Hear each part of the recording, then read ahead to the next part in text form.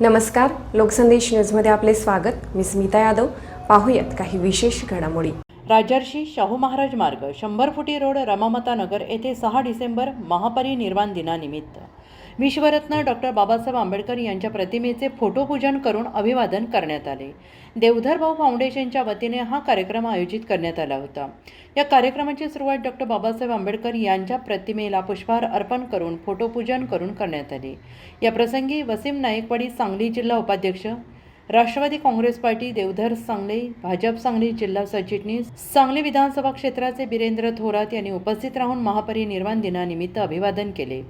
तर लोकसंदेश दिवाळी विशेषांक यांचे वाटप करण्यात आले. यावेळी प्रमुख पाहुण्यांमध्ये सलीम पन्हाळकर, अली खलिफा, सिद्धांत सांगले, कपिल कांबळे, माधुरी वसकडेकर, गजानन नलवडे, पापा बागवान, अजय लोखंडे, राजू यमगर, अमोल भिलवडीकर, विकास कांबळे, रमेश शेख, अझीम बावा, फिरोज खान यांच्यासह इतर अनेक मान्यवर मोठ्या संख्येने उपस्थित होते. महापरिनिर्वाण दिनानिमित्त आयोजित हा कार्यक्रम सामाजिक ऐक्य आणि विचार जागृतीचा संदेश देणारा ठरला. आज 6 डिसेंबर भारतरत्न डॉक्टर बाबासाहेब आंबेडकर यांचा महापरिनिर्वाण दिन आहे.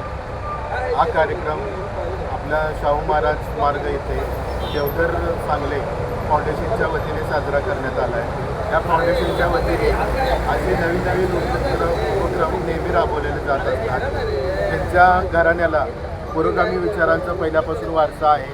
त्यामुळं महात्मा फुले जयंती असू द्या, बाबासाहेब आंबेडकर जयंती असू द्या, त्याच पद्धतीने आजचा जो 6 डिसेंबरचा महापरिनिर्वाण दिनाचा जो कार्यक्रम आहे तो सांगली बंधूंनी त्यांच्या फाउंडेशनच्या वतीने एक मोठ्या प्रमाणात साजरा केलेला आहे. आणि त्या कार्यक्रमाला आम्ही बिरेंद्र थोरात, राष्ट्रवादी काँग्रेस पार्टी सांगली विधानसभा अध्यक्ष, आम्ही उपस्थित राहून डॉक्टर बाबासाहेब आंबेडकरांच्या प्रतिमेला अभिवादन केले आणि हा कार्यक्रम संपन्न झाला.